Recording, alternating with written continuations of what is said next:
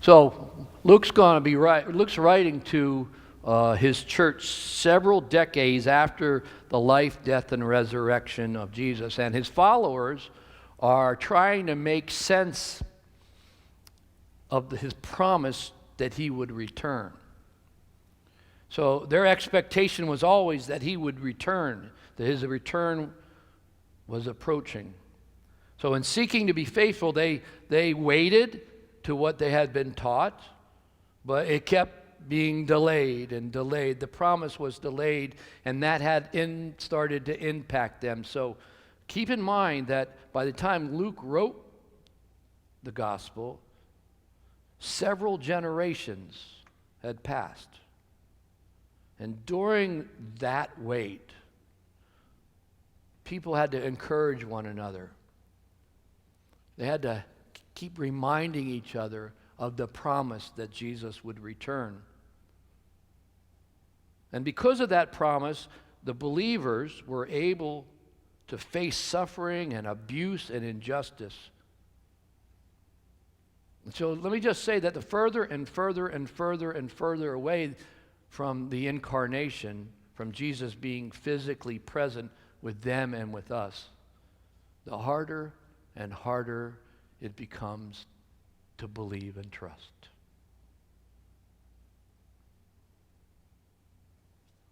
So it is within that reality of delaying and holding the promise that we hear another parable from Luke. It's unique to Luke. We know it as the parable of the persistent widow and the crooked judge, or a variety of however you want to phrase it. It's classified as a parable of decision, which is, in this type of parable, invites the listener to decide on how to live out their faith. So let me start with a couple of comments that may be of interest. In verse 1, the phrase "needs to pray always" means consistency and perseverance rather than perpetual. Okay? It's consistency and perseverance rather than perpetual. And while not to lose heart means not to give up because of discouragement. So in the first verse, we find out that we are to pray consistently and not give up because we are discouraged. All right, now I should just stop here and sit down because that's good enough for the day. That's not going to happen. Second verse, we're introduced to the judge, and the judge is unfit to be a judge. And that's because he doesn't fear God and he doesn't respect people.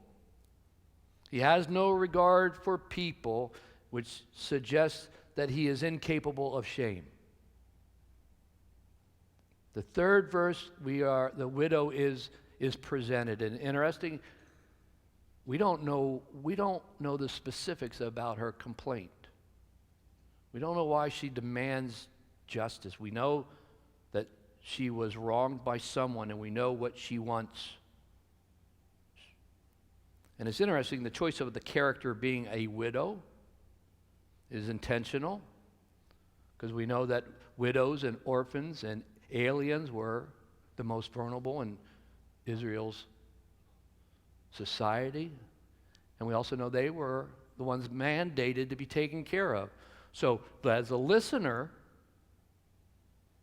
they would have recognized the heightened pressure on the situation and the judge.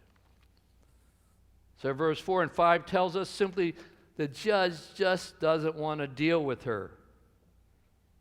And he's able to make that choice. All that knocking just bothering me.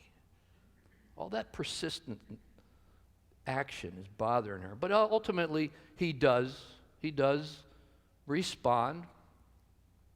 And he responds because he wants to get her off her back. So he does the right thing for the wrong reason. And 6 through 8, they're the concluding comments that suggest that it is in God's nature to respond urgently to prayers for justice.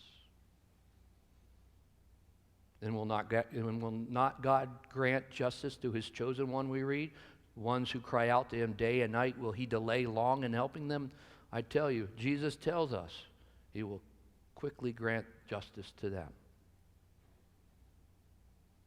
So there's kind of the framework of which the parable sits in, and I want to focus mostly on the woman's persistence.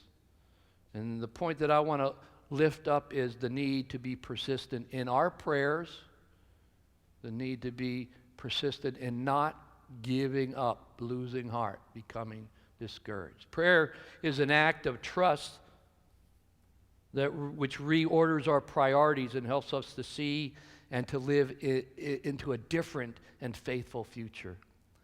In a world where fear and prejudice and hatred and violence are ever so present, we need to be living faithfully and boldly. We need to be persistent people of faith who pray and strive daily to live more Christ-like. And as we do, we will discover that we have released the power of prayer to make a difference in our lives and in the life of the world. I heard a pastor once say, if you are praying with all your might and it feels like little more than talking to the wind, you're not doing it wrong. I promise. We aren't told the specifics of the widow's words, but her words are not the important part of her prayer. Her persistence is the important part. And she insisted on justice, which means she insisted on that which was wrong be made right, and that which was broken be made whole again. That kind of prayer, that kind of determined, honest, faithful prayer, it can change everything. It can even change us. Prayer is believing that God will act. And if there's anything to learn from the widow's action, it's her confidence that eventually the judge would respond. She was positioning herself to receive what the judge was going to offer.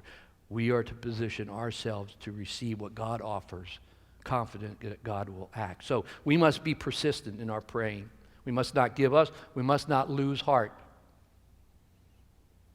Because of who the widow was and where she found herself, she had no other option but to continually beat a path toward the judge. She wanted justice, she persisted, and justice ultimately prevailed. The late Professor Freddie Craddock wrote, "You see, the time we spend in hopeful and confident prayer in the face of promised, delayed, in the face of long seasons of silence is the time that transforms us into vessels that will be able to hold the answer when it comes. Praying with patience and hope in the face of such dryness, praying with patience and hope in the face of such silence, leads us to focus on God." So this parable became very real to me this week.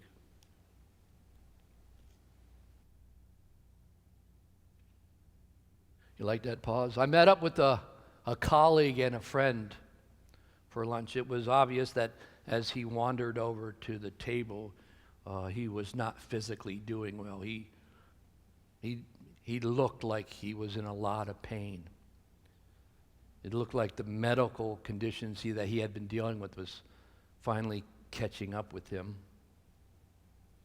So after the ordinary chatter about friends and family, a bit of community leader news and gossip, our conversation shifted to his health issues, and the litany of his problems is extensive.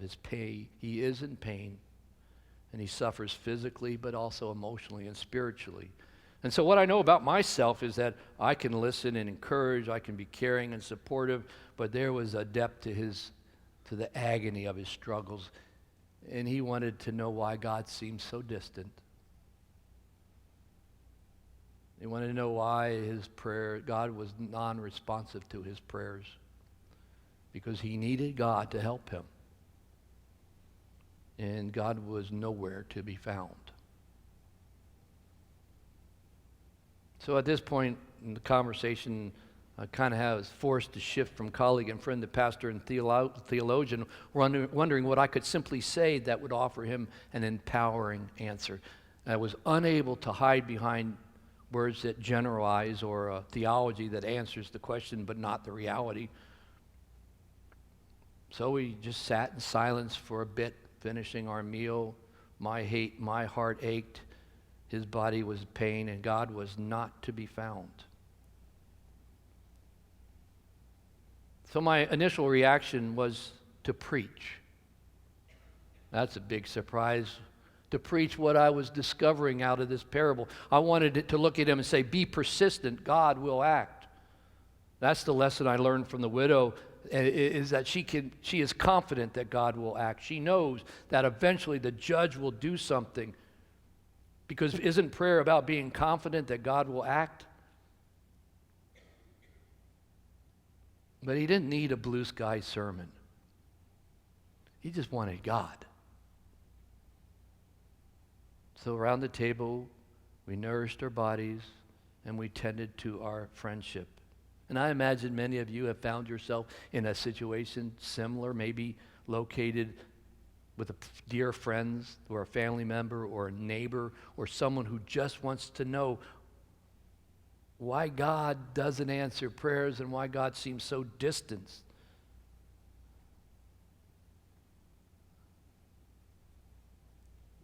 We know it's not a time for theology, but we also know it's a time for us to be Christ-like.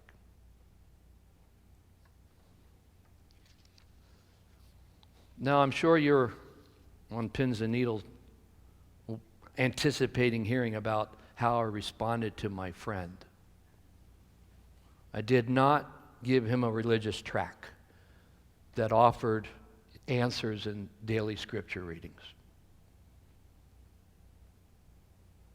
Nor did I quote a cute bumper sticker that I pulled out of the air. And there was no semblance of a pep talk because I had actually no answer for him.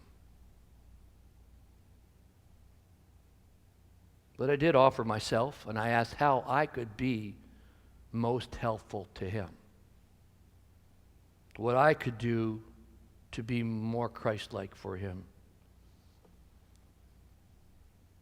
So I committed to being in regular contact with him. I also committed to surround him in my prayers, but also our prayers, the prayers of the beloved here, because we know and trust that a community of prayer sustains through all times, even those darkest and painful ones. And then we began to talk about being discouraged and how to tend to it. Because to be discouraged means it takes life out of you. When discouragement settles upon your soul, it is life-destroying. The verb to discourage means to deprive of confidence, hope, or spirit, to become disheartened or to lose heart.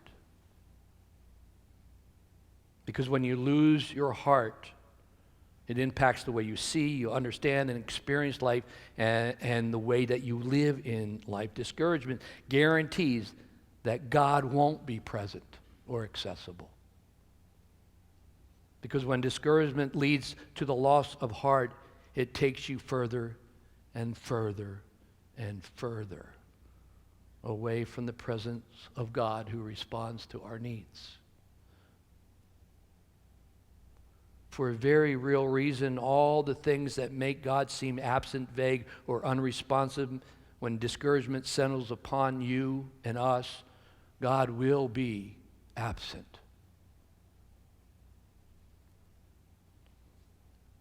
So here's the interesting caveat. God is not coercive, and so God never imposes on us what is our responsibility. God can only work through a willing cooperation of heart and mind. And when you lose your heart and discouragement is prevalent in your believing and behavior, you will be unable to cooperate with God. It closes you off from God.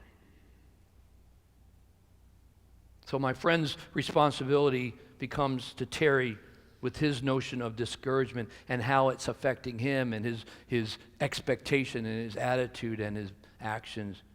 And he promised himself that he would seek and knock and ask for the things that will build up his courage. He doesn't need the answer any more than we need the specifics of the widow's demands. He needs God.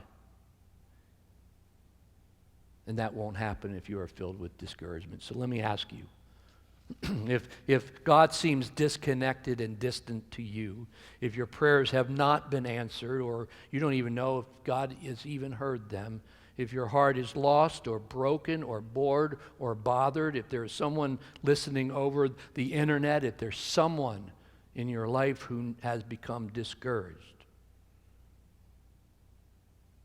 ask them to pray for courage, to build up their courage. Because when they do that, God will work through them. And know that there is a community of prayer surrounding you to be courageous. For the steadfast love of God will give you a strong and courageous heart to move forward, to face forward before you move forward. And someone with an ever-watching love